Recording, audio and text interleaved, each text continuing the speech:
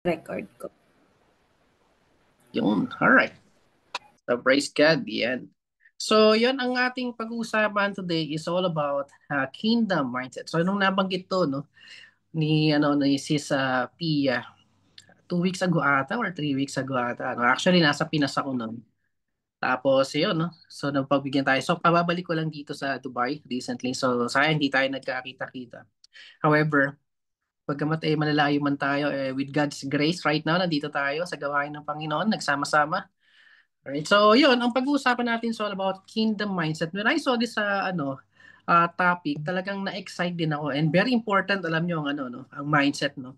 Kasi ito yung kumbaga ang magiging dahilan natin or ito yung magiging mag-shape sa atin how we perceive or paano tayo magre-respond sa isang bagay, no. Kagaya kanina, no. Bagamat sabihin natin wala tayong YouTube, di ba? Pero ang mindset ni Sis Beb, hindi lang ipakita ang kanyang talento sa pagkanta, no? Pero ang talagang mindset niya is to worship God at kaya siya ang kumanta at nag-lead ng ating worship tonight. Yan. So praise God sa buhay mo, kapatid na Beverly. Yan, napakaganda ng ano. Pero yung napakaganda syempre ng mensahe din. No? Kanina ninanamnam ko yung bawat lyrics, no?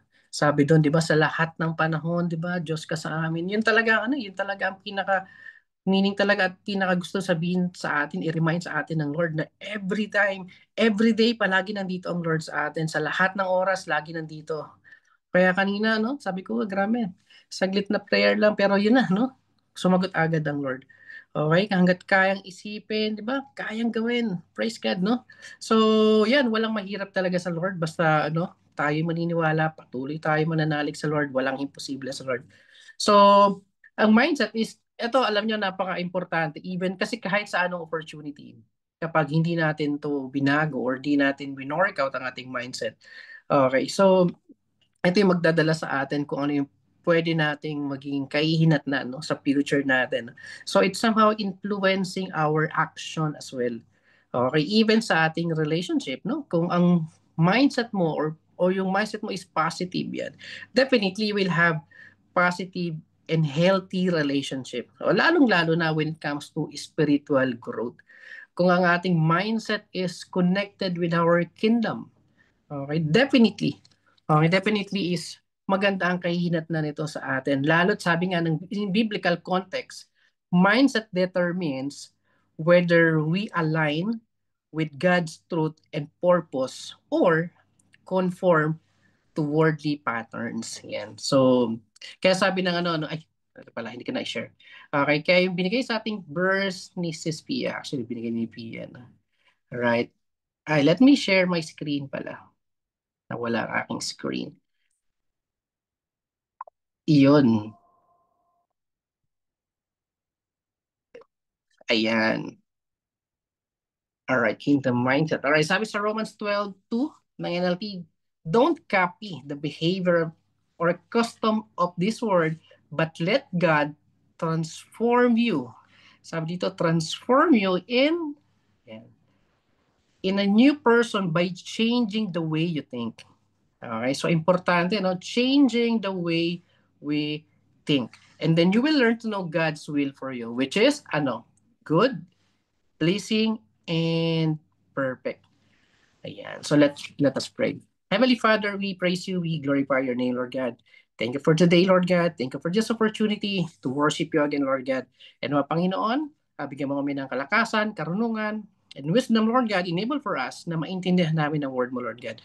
Gamitin mo ako bilang mouthpiece, Panginoon. Itago mo ako sa iyong likuran upang ikaw madakila, ikaw mag-glorify, ikaw lang ang aming marinig. Tanging message mo lamang, Panginoon, ang aming maririnig, Lord God. At ilayo mo kami sa any distraction, Panginoon, sa lahat ng gawa ng kaaway for enable for us na hindi namin maintindihan, Panginoon, ang ituturo mo sa amin. Gamitin mo ang session na to, Lord God. Daluyan mo, Panginoon, ang iyong presensya, Lord God. Let your spirit be with us tonight, Lord God. And yung mga kasama namin, kung sila po ay susunod, Lord God, dito sa aming prayer meeting, Lord God, samahan mo sila, patuloy mo silang protektahan. And this is our prayer, Panginoon, in Jesus' name. Amen. Yan. Alright. So, yun, sabi dito, kailangan nating baguhin, no? Transform ourselves, di ba? By changing the way we think. So, ibig sabihin, yung renewing of mind is spiritual transformation. So meron tayong spiritual transformation. Alright, so sabi nga dito is reshape our thoughts, our attitude, yung perspective natin to align with God's will and values. Okay, so rather than, yung mga sinful or worldly pattern ng pag-iisip natin. So renewing involves, continual, replacing or process of replacing old or worldly ways of thinking. Okay, ano ba yung mga worldly natin, yung mga dati nating buhay kasi before, 'di ba, nang hindi pa tayo nakakilala sa Lord. 'Di ba, tayo ay masyadong ma-pride, 'di ba? Tayo are selfish and even tayo ay masyadong nakafocus more on earthly possessions, 'di ba? Masyadong materialism nandoon, no? So, pero sabi nga, continual process of replacing old worldly ways of thinking with God-centered perspective. So yun yung kailangan natin baguhin. Kailangan mas maging God-centered tayo right now. So meaning we need to adopt Christ-like mindset. Yeah. So importante, no, ito ang kailangan na ma-adapt natin. Kung meron man tayong ma-adapt, okay, hindi sa ating mga teachers, hindi sa ating mga mentors, hindi sa ating mga friends, or kung sino man yung ina-idolize natin, siguro mas magandang i-adapt. Hindi siguro, siguradong dapat nating i-adapt, no, yung mindset ni Jesus Christ. Amen? Alright, so importante ba? Importante ba to? So sabi, a renewed mind enable us to discern God's will. Ayan, importante. So what is good, what is pleasing, and perfect. Kaya ito yung sinabi nang dito sa Romans 12:2. So instead of chasing material success, it prioritize dapat natin yung eternal treasures. Yan. So ang pinaka main verse natin today is from Matthew 6:25, 26, 27, and 33. So sabi dito, therefore I tell you, do not worry about your life, what you will eat or drink, or about your body, what you will wear. Is not life more than food, and the body more than clothes? Sabi din sa 26, look at the birds of the air, they do not sow or reap or store away in barns, and yet your heavenly Father feeds them. Are you not much more than valuable than they? Can any one of you, by worrying, add a single hour to your life? Kaya dito, ang sabi dito, kung mapapansin nyo, as a whole context, di ba lagi nating sinasabi na itong Matthew 6:33, seek first. Pero dito nilagay, but seek first. Merong but. Okay, ibig sabihin, but seek first, uh, if we seek first His kingdom and His righteousness, alright, kailangan natin isik ang alin, ang kingdom, pati ang righteousness.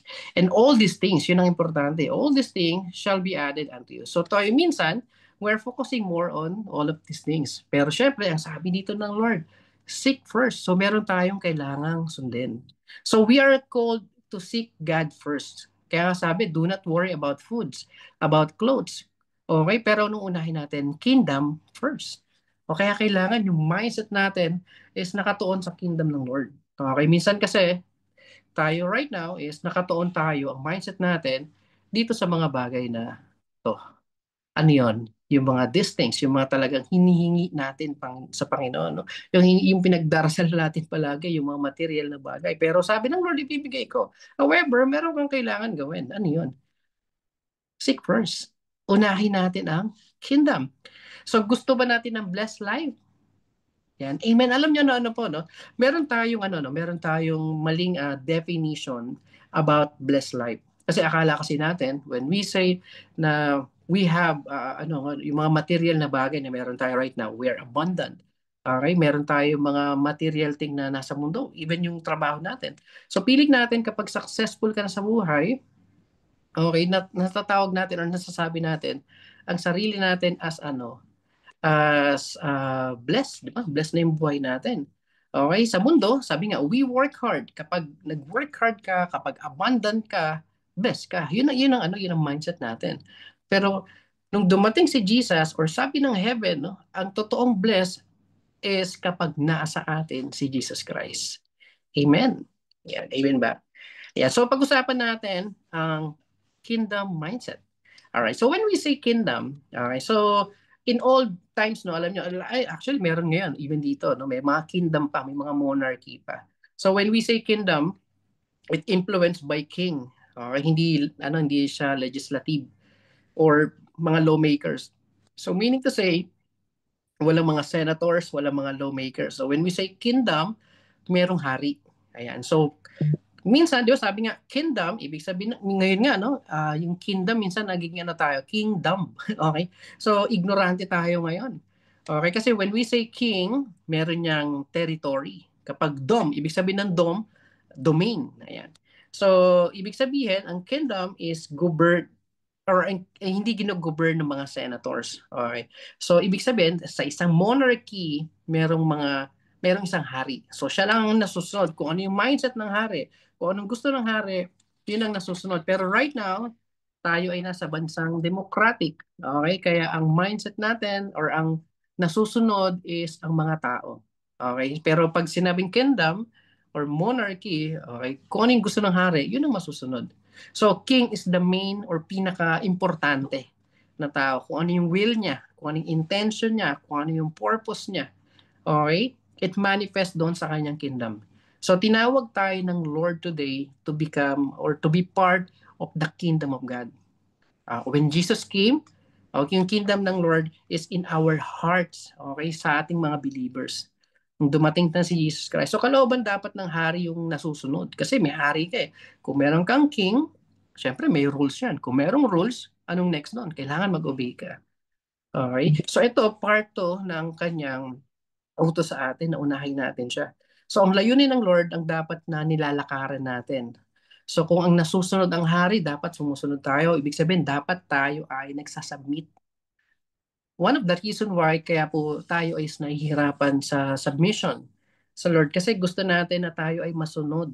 Okay, dahil democratic nga tayo, nasanay tayo na democratic na tao na susunod. Halimbawa, no, kapag ayaw mo sa government, kapag meron kang gustong sabihin sa government, di ba, yung mga tao right now, di ba, sa atin sa Pinas is nagwelga, nagpo-protesta, nagpi-people power. Okay, kasi democratic, no, tao yung nasusunod. Pero hindi pala ganoon pagdating sa kingdom. Kasi ang king ang nasusunod. Kaya doon, no, doon nagkakaroon ng ng challenge sa submission. Okay, hirap tayo sa pagsunod. So tayo as Christian, paano tayo nahihirapan sa pagsunod din?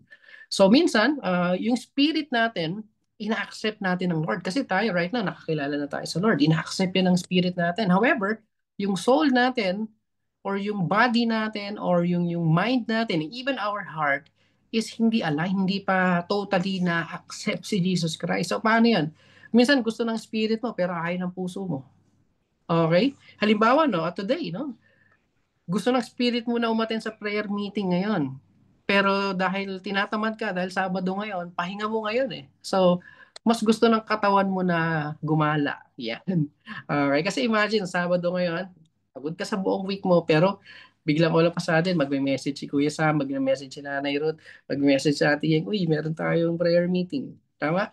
So, minsan gano'n, nagtatalo yung spirit and body eh. Ano pa? So, minsan nagtatalo din yung puso, minsan gusto mo. Pero sabi ng spirit, mali. Okay, gusto mo tong tao na to pero ikakasal na pala siya. Mali, o, diba? Ay, joke lang. Okay, so may gano'n, no, nagtatalo yung nagtatalo yung body and soul. Okay, sabi ng spirit mo, kainin mo to, kainin mo yung cake. Okay, sabi ng katawan mo, sige, sabi ng spirit mo, wag mo kainin, no? Pero sabi ng katawan mo, di, favorite mo naman yan, di kainin mo. So, doon nagkakaroon ng no? Na nagkakatalo. Okay, so ang intent mo at ang spirit, hindi talaga nagkakasundo. Okay, so dapat align din. So, pero pag nasa kingdom ka ng Lord, kapag nasa kingdom ka, sino dapat masusunod? O, di ba? Yung king. Sino yun? Si Lord. Siya dapat ang masusunod sa atin. Amen. So kaya ang common dilemma talaga natin, yes, we accepted Jesus Christ. We recognize Jesus as our King. Okay, pero ang tanong, siya ba talaga yung naghahari sa puso natin, sa buhay natin? Siya ba talaga ang nasusunod? Okay, kasi alam niyo po, no, if tayo pa rin ang nakaupo sa trono natin, sa buhay natin, at tayo pa rin ang nagmamahana sa buhay natin, our life will never change. Amen? Yan. Kaya sa ang kingdom mindset, okay, it refers of way of thinking. Sabi nga, living and prioritizing. Kaya dun sa title ko kanina, kingdom mindset, okay, sino ba talaga ang pinaka-priority natin? Kasi kasama sa prioritizing, okay, dapat align doon sa God's kingdom.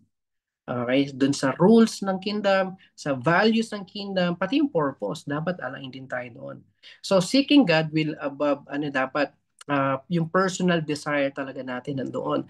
Dapat we live righteously.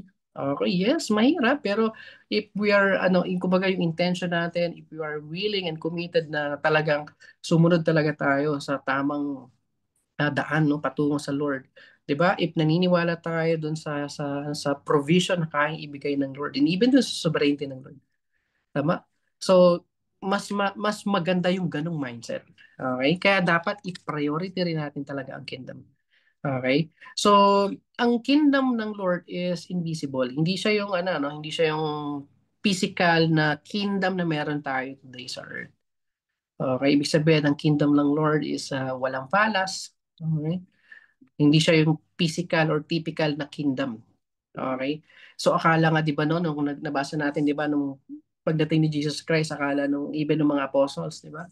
Yung parents ng apostles, Lord, sana pag nag-start na yung mo, paghahari mo, ilagay mo isang anak ko sa kaliwa, isa lagay mo sa kanan. Akala niya kasi physical, no? Physical na kingdom. So ang sabi ng Bible, dumating na ang heaven, no? Ang kingdom of heaven has arrived. Yan ang sabi ng Lord. Okay? So ang kingdom ng Lord is not part of this world, pero ito siya. Pero kailangan nating dalhin dito sa mundo, no? Bakit? To advance his kingdom. So kung ang mindset natin dalhin dito ang kingdom ng Lord, definitely makakapag-expand tayo ng kingdom. Ma-advance natin ang glory ng Lord. Okay, makakapag-share tayo, okay, ng gospel. If talaga ang mindset natin is talagang towards Christ, towards our King. Kaya sabi ng Luke 17:20 to 21, di ba? Some Pharisees asked Jesus Christ when kingdom of God would come. Kailan nga ba darating? Ang sagot ng Lord, the kingdom of God does not come in such a way as to be seen. Hindi ito nakikita. Okay? No one will say ito. Here it is, or ayun yan. So hindi siya physical. Because kingdom of God is within you. Nasa sa atin talaga ang kingdom ng Lord. Amen? Yan. So, nasa sa puso talaga natin siya. Nasa puso ng nananampalataya. Okay, so noon, no, noon, dahil hindi pa tayo Christian, hindi pa tayo nakakilala, di ba? Marami tayo mga hindi magandang ginagawa pa, or kasi hindi pa tayo aware na, uy, ano pala to, hindi pala maganda. Okay, meron tayong what we call na mga vices. No? Ako din, before, no? Meron akong mga bisyo. Okay, kung wala ka man bisyo, yung mga hobby mo ngayon, pwedeng maging part din ng bisyo. Halimbawa, no? Kung nanonood ka maghapon magdamag at hindi ka na productive sa trabaho mo or sa buhay mo, no? Nanonood ka na lang ng Netflix, di ba? Bisyo din 'yan. Okay, o yung palaging nagsha-Shopee, okay? Part din ng bisyo 'yun, no? Minsan, sabi nga nila, wala ngang vision pero may bisyo. Ayan. Amen. So when Jesus came dito sa atin, 'di ba, ang sabi niya is repent. Okay? In Greek word, ang ibig sabihin ng repent is metanoe. Metanoe. Oh, hirap big kasi. No? So ibig sabihin to change one's mind. Yan. So to turn around in thinking, yun parang ibig sabihin nun. O ibig sabihin is it implies a deep inner transformation. Yan, yung parang ibig sabihin ng repent. So tayo kasi, alam kasi ng Lord na nasanay na tayo, no? Nasanay na tayo sa yung democratic ba? Okay? Yung democratic natin. So ibig sabihin, kaya sinabi niya ng Lord sa atin na mag-repent. Kasi bakit? Kailangan i-change natin the way we think for the kingdom is here. So kailangan baguhin natin 'yun. Kaya nga sinabi dito sinabi ni Jesus Christ, mag-repent, no? Dito sa mga Pharisees. Kasi itong mga Pharisees, mga Bible scholars, mga mga Bible geek ba ang tawag doon. So talagang even the commandments, kabisado nila. Pero ang sabi nga doon is challenge what you know, because when you challenge what you think you know, you will have full revelation of kingdom of God. Amen? So, kala natin, alam na natin, pero para makilala natin sino talaga si Jesus, sino talaga siya, kailangan ma-experience natin yung kingdom of God. Para makita natin talaga yung full revelation ng paghari ng Lord sa buhay natin. Amen? Kaya sinabi doon, repent, ibig sabihin magbago. No? Kasi tayo is slave tayo ng sin. Kaya minsan challenge talaga sa atin na ihinto, iwasan, kasi talagang alipin talaga tayo ng kasalanan. However, So hindi to kung hindi to magbabago, hindi to mawawala sa atin if hindi rin natin naaminin. Okay, Jesus came syempre hindi para pukpukin palalo tayo. Yes, we are sinners, no, pero dung dumating si Jesus Christ, hindi naman 'yan para mas pahirapan pa tayo, para pukpukin pa tayo. 'Di ba? Ang ginawa ni Jesus Christ, tinubos tayo sa mga kasalanan natin para para maging free tayo. At the same time to experience and receive God God's grace. Amen. Yan, amen ba? Yan. So kaya sabi ng Matthew, Matthew 3:2. Okay, ng Amplified. Sabi dito, repent. So, ibig sabihin nun is change your inner self. Ayan. So your old way of thinking, you regret past sin, live your life in a way that proves repentance. Okay? Seek God purpose. Okay? Seek God purpose. Diba? For the kingdom of heaven is at hand. Alright, so ibig sabihin is if we want to transform, dapat be part of part of the kingdom. Okay, kaya kasama yan yung mag-repent tayo, mag-change talaga tayo ng ating inner self. Okay, yung dating buhay natin is kalimutan na natin. Okay, so sabi nga, merong absolute authority ang Lord sa atin. Okay? So dapat ipagkatiwala natin even our desires, lahat ng kagustuhan natin, ipagkatiwala natin. Kaya dapat ang prayer mo, Lord, alam ko mas maganda ang plano mo. Alam ko ang plano mo not to harm, di ba? Not to harm us, but to give us hope and future. Sige Lord, isa yun na. Ibibigay ko na, ipagkakatiwala ko na sa'yo. Eh, yun ang gusto ng Lord. Mag-submit talaga tayo sa Kanya. Kasi, ang sabi nga, if kingdom living, ang ibig sabihin ng kingdom living is living under the authority of the king. So, dapat nabubuhay tayo under the kingdom. Under sa pangangalaga ng Lord sa atin. So hindi tayo yung nag-authority or may authority sa buhay natin. Hindi yung feelings natin ang nasusunod. Dapat yung king. Amen?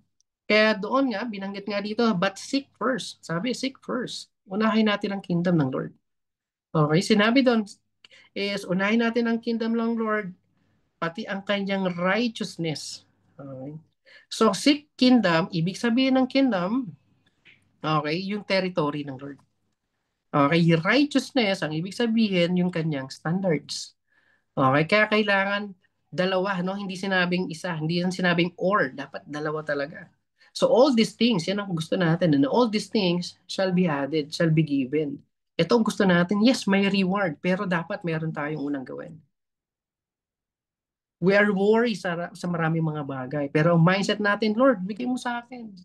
Diba? Lord, itong hinihingi ko, bigay mo sa akin. Pero ang sabi ng Lord, sige, bibigay ko, pero unahin mo muna ako. Kasi lahat naman ng bagay na yan, added na lang, additional na lang yan. Nasa sa'yo naman yan. All you have to do, seek me first. Unahin mo ako. Amen? So kaya sabi nga, don't just observe. Also, submit. Importante, hindi lang basta alam natin. Hindi lang basta nakita natin. Hindi lang porket Christian na tayo, okay na. So, meron tayong gagawin din. Tama? So, not kingdom or righteous. Di ba sabi nga dito, no? Sabi dito, end. Merong end. Ang gulo na ng sulat ko. Alright? Sabi dito, merong end. Hindi siya or. So, ibig sabihin, dapat dalawa. Dapat dalawa mong susundin. Okay? Both territory, yung domain ng Lord and His righteousness, yung standards ng Lord. Kaya dapat nating aralin din. Kaya nga tayo nag-attend ng mga ganitong klaseng prayer meeting, kaya tayo nag-devotion, kaya tayo nag-read. Kasi we need to study.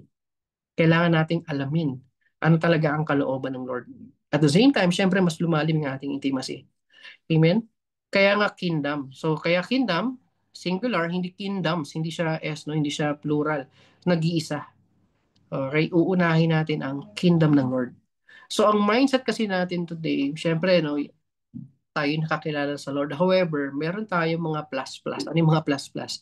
Minsan may kingdom plus career, plus leisure, plus pleasure. Minsan ganun, ano? Ano yung mga wants natin, so on and so forth.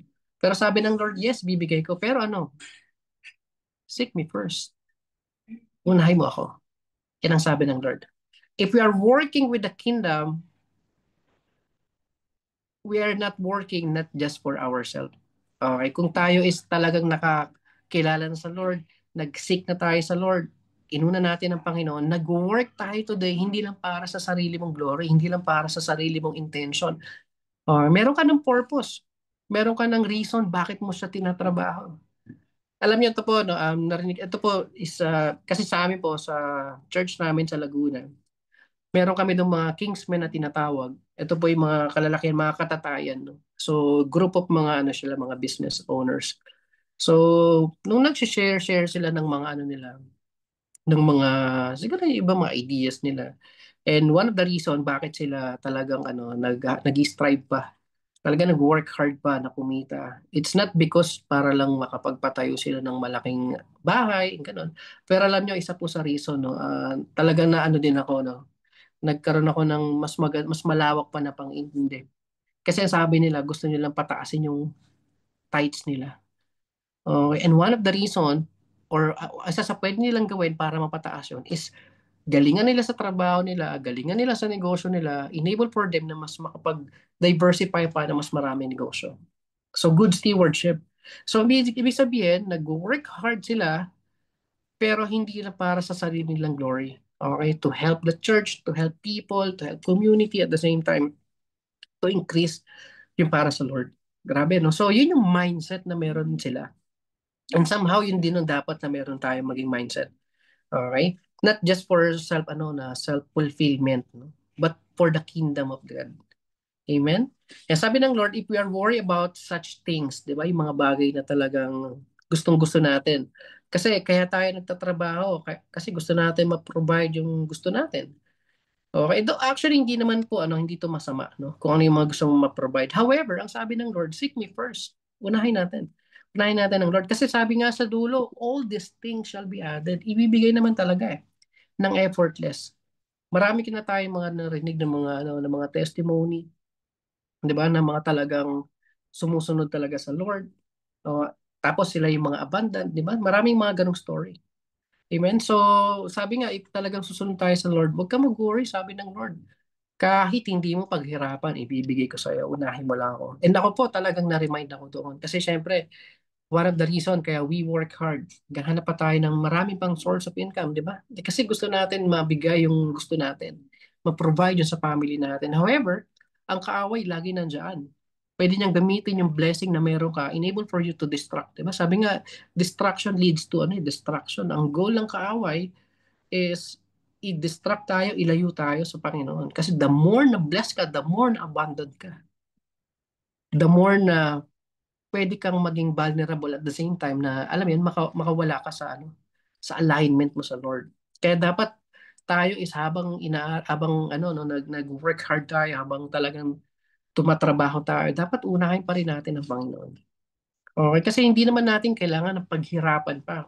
Alam ng Lord lahat ng pangangailangan natin. Kaya di ba, ang dapat daw is mag-seek tayo ng ating spiritual, mas mag-focus tayo on our eternal. Di ba? Ibig sabihin ng seek is to pursue, to explore. Okay, hindi lang hanapin, no? To pursue din. Okay, kasi minsan okay na tayo doon sa na-seek natin, nakita natin. Pero hindi naman natin nilakaran. Hindi naman natin pinursu. Kaya dapat seek and pursue. Tapos i-explore pa natin yung kingdom ng Lord. So, ngayon, magkakaroon tayo or mabubuhay tayo sa under ng authority ng Lord. Okay, and then syempre, you will realize ano yung magiging destiny natin. Okay, kaya nga 'di ba ang sabi nga ibig sabihin ng kingdom is dominion. Sa ano po no, sa Genesis 1:26 sinabi doon, 'di ba, to rule over. So ibig sabihin we are under authority ng king. So if we are under authority ng king, tayo din meron din tayong authority to rule. Meron din tayong power to govern, 'di ba? To reign, ibig sabihin reign na maghari ba. Okay, kaya wag tayong masanay, wag tayong matakot, 'di ba? We have to take lead, 'di ba? Baguhin natin yung mindset natin na hindi lang tayo follower, mag-step up din tayo, mag-lead din tayo ng ministry, mag-create din tayo ng mga ganitong klaseng mga activities. Kung ayaw mo mag-share, baguhin mo yung mindset mo, hindi mo kailangan maging Bible scholar, enable for you to share the gospel. Amen? So we're not just a follower or listener lang palagi. We are destined to reign, to grow, to mature, di ba? Yan ang to dominion. Kasi ang sabi nga ng Bible, we are not tails, we are head. Tama? So let's dominate. No? Let's change our mind. And yun ang pinaka-importante. So, sino dito sa atin ang gusto ng blessing? Yan, amen. Okay. So, once you accept or once you say amen, ibig sabihin, hindi lang siya by mouth. Okay? It's by faith. Okay? You have authority to receive. O, di ba? Yung provisions ng Lord. Kaya in-acknowledge mo, kaya ka nag-amen. Kasi hindi lang siya basta nag-amen ka lang. Kasi totoo yun, yung faith mo nandoon. So faith is manifested kapag under tayo ng kingdom. So faith is not just believing by walking on it. Dapat nilalakaran talaga natin. So alam natin dapat gawin pero hindi natin ginagawa. So ibig sabihin, pag ganun, hindi pa talaga tayo totally transform. Amen? Yung mind natin hindi pa totally renewed. Alright. So sabi nga 'di ba, live by faith, walk by faith, 'di ba? Pero somehow we are walk by feet. Okay, amen. So, yun ang kailangan natin, no? So, sabi nga sometimes we prioritize what we think we need. Yung akala natin, ito yung kailangan natin gawin, kaya ito yung pinapriority natin. Pero ang sabi ng Lord, hindi yan.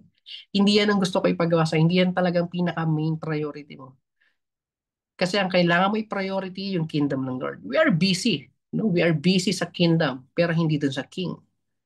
Di ba? Marami tayong mga kakilala. And even ako, no? Sobrang attached ko before sa ministry. Pero iba, ano din, meron palang ibang agenda. Bakit sila nasa ministry? Yung iba, ako din, no, minsan maatin ako ng mga cell groups kasi may mga kainan. Yan. Alright? Yung iba naman, sobrang busy. No? Napaka-busy sa church. Pero nawawala na ng focus for personal growth, sa spiritual growth nila, hindi na nagdi-devotion. Masyado nang busy sa kingdom. Alright? Pero hindi na nakatuon dun sa king. And sino ba talaga ang pinaka-focus natin? Kaya di ba sabi nga ng Matthew 6:32, sabi doon, gusto natin talaga yung huling part eh. Okay, itong huling part na to, yung all these things, yan talaga ang gusto natin.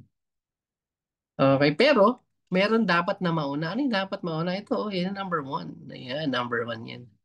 Okay, yan ang unahin natin. Okay, in order, may sequence talaga. Hindi pwedeng mauna yung huli. Diba? Dapat mauna yung una. Okay. Amen? Parang ano yan, kumbaga sa pagbubutones, kapag inuna mo ang huli, okay, at namali ka sa huli, di ba? Mali na, no? Mali na yung kahihinatnan ng pagbubutones mo. So dapat sa unahan, dapat tama, dapat umpisa pa lang tama na. So pag mali sa una, matik, no? Matik mali na agad. Kaya kung nauna ka dito sa huli, okay, nakatingin ka lang sa all these things shall be added, hindi mo tiningnan, hindi mo inuna yung dapat na mauna, definitely mamamali tayo. So hanggat hindi natin kinokorek ang una at hindi mo inuuna ang mas nauuna, okay, hindi aayos yung buhay natin. Amen? Ayan. So nagets nyo ba? No? So may sequence. No? Kaya dapat ito talaga ang ating number one. Ayan. Number one priority natin, seek first. Kasi ang huli na yan, huwag ka mag-alala, bibigay naman yan. Promise ng Lord sa atin yan. So hindi aayos yung buhay natin kapag tayo is lagi lang nakahingi, no? Nakahingi lang dito sa all these things na to.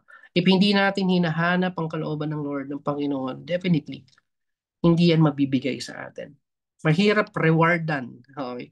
Ang taong hindi ka naman kailangan, diba? Ba't kita bibigyan? Hindi mo ako naalala.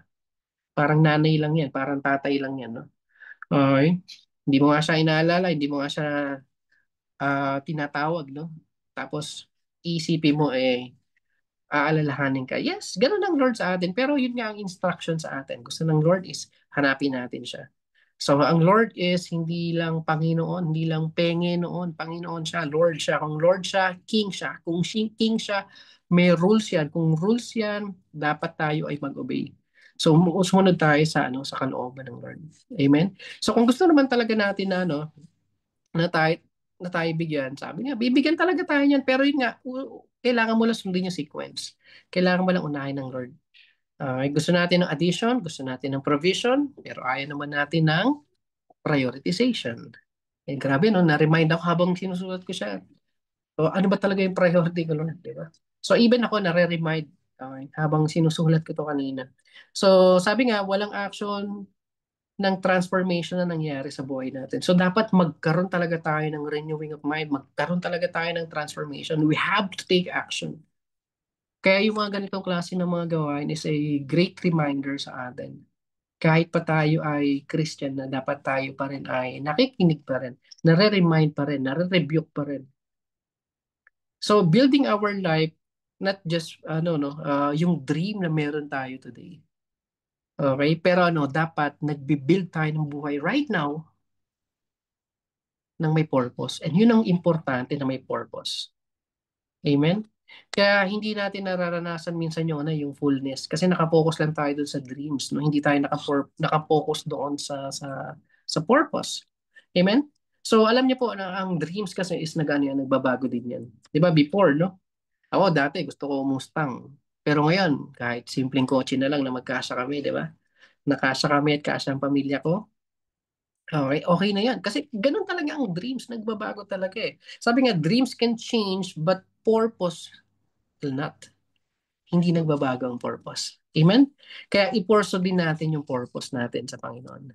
So yung order and sequence netong nakasulat sa Matthew 6:33 is talaga, nagmamatter talaga. Nagmamatter talaga yung prioritization.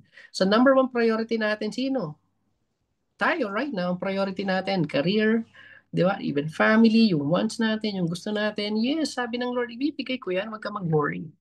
Seek me first, sabi niya. Amen? So if you want your situation change, syempre, change your mindset, change your priorities. Di ba? Syempre, lagi naman tayo nagpe-pray for provisions. Alright, Lord, bigyan mo ko nito, bigay mo sa akin to, gawin mo to, Lord, sa akin. Pero sabi nga, 'di ba, hindi actually kayang ayusin ng prayer yung priority issue natin sa buhay, no. So, walang mangyayari kahit anong dasal natin, kahit lumuhod pa tayo, pero kung hindi natin aayusin yung mindset natin, nothing is impossible, totoo yan, nothing is impossible sa Lord, kagaya nung kanta kanina. Pero, if we have to follow God first, kung susunod tayo sa Lord, definitely, ibibigay sa atin ng Lord yan. Kaya niyang i-provide lahat ng pangangailangan natin. Amen? So, walang masama actually. To be honest, walang masama sa if we work hard, walang masama kung gusto natin magpayaman. However, yes, yumaman tayo pero forfeited naman ang ating soul. Di ba? So, ibig sabihin, merong konting mali doon sa ating mindset. We are full but not fulfilled. Amen? Kaya sabi ng Proverbs 23:4-5, don't wear yourself out trying to get rich. Be wise enough to know when to quit. Okay. Kasi alam niyo po, in just a blink of eye, sabi nga, wealth disappears. Okay, parang yan, parang eagle daw yan na bigla na lang mawawala. Okay, di ba? Before, meron kang pera, no? Meron ako 100,000 pero dahil di ka good steward, okay, kasi ang mindset mo, buy whatever you want, do whatever you need, di ba? Pero tapos nagugulat ka, alo pa sa atin, uy, 2,000 na lang. Di ba? Saan napunta? Fly away like an eagle. Lumipad na. So wag natin masyado pagurin yung sarili natin sa trying to get rich. Okay, kasi hindi lang naman yun ang main goal natin. Okay, ang main goal natin is syempre to seek God. Yun ang importante. So don't worry, no. If part tayo ng kingdom, hindi rin syempre papayag ang king na maghirap ka. Alam niyo po dito sa Denmark, no, may monarchy pa rin yan. Dito po sa Dubai. Meron monarchy pa rin dito, may mga king pa rin dito. Alam niyo po lahat ng mga locals, yung mga Emirati, no, kahit wala silang work, binibigyan sila, binabayaran sila ng worth 200 plus pesos o 1,000 pesos every single month habang wala silang work. Kung mag-work naman sila, may mga position sila. So, ganun sila. Ibig sabihin, dahil under sila ng isang king at part sila ng kingdom ng hari, hindi sila pinapabayaan hindi sila pinapabayaan maghihirap. Imagine ito guys, imagine nyo mga kapatid. Kung ang tao sa mundo, ang king sa mundo is hindi niya pinapabayaan yung mga nasasakupan niya, what more yung king natin sa langit? Amen? Grabe, no? So what more, no? What more yung king natin sa langit? Since tayo is under ng king ng Lord, under ng kanyang kingdom, diba? Hindi tayo pababayaan ng Lord. Amen? Kaya sabi ng Hebrews 13:5, keep your life free from love of money and be content with what you have. So, iba yung satisfied, iba yung content. No? Ibig sabihin, kunyari, ikaw meron kang kaunti, o okay na to. Okay na tong 100 pagkakasyahin ko na. So hindi ganoon kasi ibig sabihin hindi ka rin good steward kaya wala kang mai-provide. Pero ang sabi ng Lord, we work hard pero kung ano yung naibigay, ano yung na-provide, makontento tayo sa binigay ng Lord sa atin. Yun ang ibig sabihin. Kasi sabi nga niya, after all naman ang sabi ng Lord sa atin, I will never leave you, I will never forsake you, nor abandon you. Amen? Yan ang promise ng Lord sa atin. Kaya yan is naka-anchor yan. No? Naka-anchor yan sa promise ng Lord sa atin na hindi tayo pababayaan, na hindi tayo iiwan. Alam ng Lord lahat ng pinagdadaanan natin. Alam ng Lord lahat ng pangangailangan natin. Kaya why we worry about such things? Amen? What we eat, what we drink, di ba? What we wear. Di ba kung itutuloy nga natin yung yung Matthew 6:25, di ba sabi nga even the birds, di ba? Even yung mga ibon na yan, inaalagaan ng Lord. Ano pa ikaw? Amen? So kaya sabi ng Lord, seek first, no? Seek first the kingdom of God and all these things shall be added. Ibibigay sa'yo. Imagine may kingdom ka na, may provisions ka pa. Amen? So yun ang talagang blessing sa atin. So if we're still facing challenges right now, di ba? Kahit nga sabihin nga natin na nakakilala na tayo sa Lord, inaccept na natin si Jesus Christ. Ang promise naman ng Lord, hindi siya problem-free na buhay, no? Hindi walk in the park ang buhay. Sabi nga ni Bruce Lee, no, do not pray for easy life. Okay, but pray for courage to face all challenges. Kasi ang promise ng Lord, lagi tayong sasamahan, lagi tayong dadamayin, hindi tayo pababayaan ng Lord. Never leave us, never forsake us. Amen? Yan ang hindi promise ng Lord na problem-free ang buhay natin. Sabi nga, in the midst of fears, ng anxiety, I will be with you. Yun ang sabi ng Lord sa atin. So minsan, if we are in trouble, minsan din po, talagang ganun siguro minsan ang nangyayari sa buhay natin. Kapag tayo nasa trouble, umarap sa matinding challenge, and that's the time talaga na mas lumalapit tayo sa Lord. And lahat tayo nakakaranas ng ganun. Paano kung wala ka pang kingdom mindset? Na kapag may problema ka, imbis na lumapit ka sa Lord, mas lalo kang nagmukmok, mas lalo kang lumayo. Mahirap 'yun. Kasi the more na lumalapit ka sa Lord, mas madali mo siyang marinig. Amen? Kaya alam niyo po, marami kasi marami tayong mga worries sa buhay talaga natin. Kung narinig niyo po or nabasa niyo po ang kwento ni Mary and Martha, di ba no? Si Martha is masyadong busy, masyadong busy sa pag-aasikaso ng pagkain. Di ba? So same thing sa atin, no? Wala namang masama doon sa ginagawa niya kasi inasikaso niya, masyado siyang yung hospitality, tayo, ganun yung mindset natin kapag meron tayong bisita. Siyempre, ibibigay mong the best, no? The best service na ibibigay mo nandun sa kanya. Okay, busy sa ministry, di ba? Busy sa gawain ng Lord. Okay, pero ano yung ginawa ni Mary? Si Mary is nag-sit, di ba? At the feet of Jesus, no? Nag-lean siya sa every word na sasabihin ni Jesus. Kaya sabi ni Martha, Lord, pagalitan mo naman tong kapatid ko eh. Pagod na ako sa pag-aasikaso diyan sa kakainin niyo. Though walang masama doon sa ginagawa niya ni Martha. However, sabi ni Jesus Christ, your words on so many things. Pero one thing is necessary. Ano yung necessary? And Mary is doing the right thing. So, ibig sabihin, si Mary is she seek first the kingdom. Di ba? She pursue God first. Ayan, no? Si pursue God first. And yun ang importante. And yun ang ginawa ni Mary. Inuna niya. Kasi sabi ng Lord, huwag kang magpanik.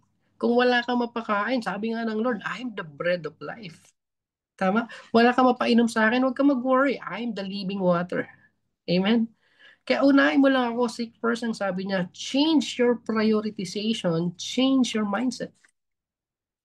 Huwag ka mag-worry sa mga bagay-bagay kasi ibibigay ko yan. So try to change your mind and priority and you will see paano yung pagkilos ng Lord. And ito talaga ang masarap talaga na namnamin. No? Kasi even tayo, even ako, kahit sino sa atin, talagang gusto rin talaga nating um, unahin ng Lord. However, syempre, talagang we're focusing, nag-struggle talaga tayo minsan eh. Nadi-distract talaga tayo eh. Pero minsan talaga gusto mo rin talaga i-test, no? Kaya sabi nga ng di ba, ng Malakay 3:10, no? Meron doong promise, no? Test me. Okay. kundi buksan ko ang durungawan ng langit at ibuhos sa iyong pagpapala. So imagine, no? Gusto ng Lord na ano, no? Na pangit man sabihin, pero yung makipagpustahan, no? Testingin mo ako. Ewan ko lang, di ba? Parang ganun ang gustong sabihin ng Lord. So parang ganun din dito, test me, no? Seek mo ako. Huwag kang mag-alala, bibigay ko lahat sa iyan. Kaya sabi nga ng Lord, when you pray, like, give us this day our daily bread, di ba? And forgive our sins. Yan ang ano, tinuro sa atin na prayer ng Lord. Pero sabi ng Lord, I am the bread of life. So, ibig sabihin, I will supply all your need. Bakit ka na anxious? Bakit ka nag-worry? Okay, though ang daily bread is ano siya, no? Ibig nakafocus siya on pagkain, pero ang sabi ng Lord, hindi doon siya nakatingin siya doon sa faith natin. Amen?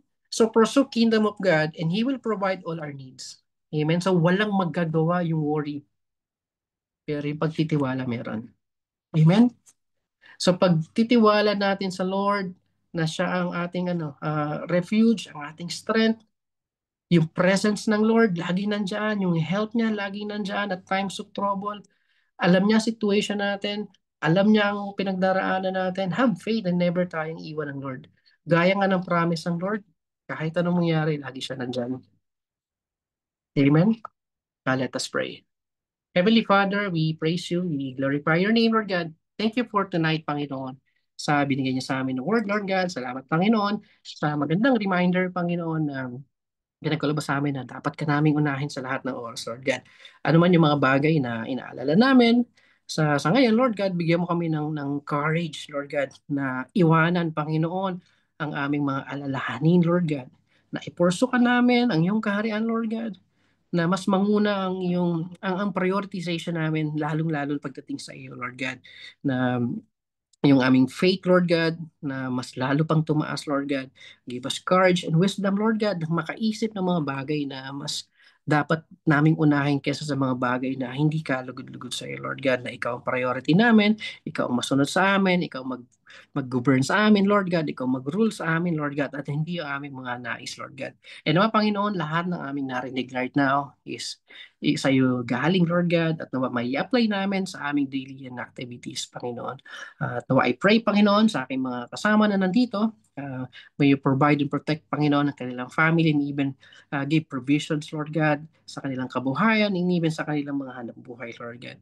And maraming maraming salamat, Panginoon, sa araw na to. In Jesus' name we pray. Amen.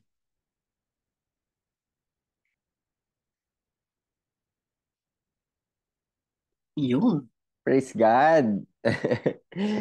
Thank you, Brother Mikey, no? So, what a way to end yung ating last installment ng series natin na Kingdom Mindset. So, a great reminder for every one of us, no? So, especially for me, I can also relate on that, no? So, ngayon, yan, medyo ganito yung voice natin.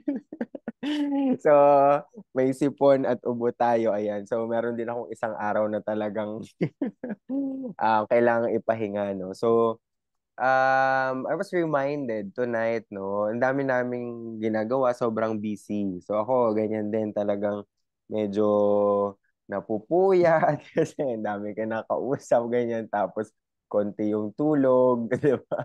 Tapos, maaga na naman ang gising, and all. Tapos, dire-diretso talaga, no? So, ako galing umuwi ng Batangas, tapos balik ng Makati, tapos dire-diretso lang talaga yung work, work, work, work, work. So, niremind din ako ni Lord dyan to really pause for a while. So, talagang bigyan din talaga siya ng oras. Saka yun, tayo din, pangalagaan yung katawan at magpahinga, no? So, may mga ganyan tayo moments. Kaya minsan nagiging anxious tayo, frustrated sa mga bagay-bagay kasi feeling natin, kontrolado natin, no? Yung mga bagay, no? Which, hindi naman talaga. So, siya yung sovereign God. So, siya lang ang may kaya talaga, no? Siya ang may control ng lahat na nangyayari sa atin. So, maraming maraming salamat, Brother Mikey, sa iyong sharing for tonight. And thank you, Lord, no, sa wonderful na word na talagang ibinaba mo sa amin lahat ngayong gabi. Kasi yan yung life verse ko.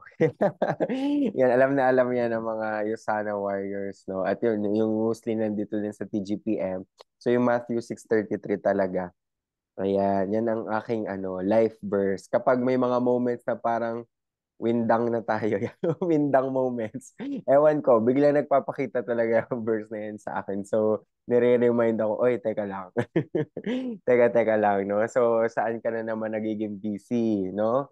Tapos yan, hanggang sa, yan, magkasakit ka na. Hanggang sa, ano ka na naman, diba, na frustrate at na-overwhelm ka na naman sa mga bagay-bagay. Mag-pause ka muna kaya, 'di ba? So yan ang po lang ginagawa ko din, no. So during those overwhelming times, nagpo-pause po talaga ako and nagme-meditate ako sa word. And then yun after that parang na-align ulit yung mga bagay-bagay, no. So magandang reminder to every one of us, no. Unahin natin si Lord sa lahat-lahat, no, ng kahit sa araw natin, 'di ba? So unahin natin talaga siya. So let's keep it in mind. Tsaka gawin na rin natin talaga na habit. And ibang-iba yung araw talaga pag nasimulan natin ng tama, no, with the Lord.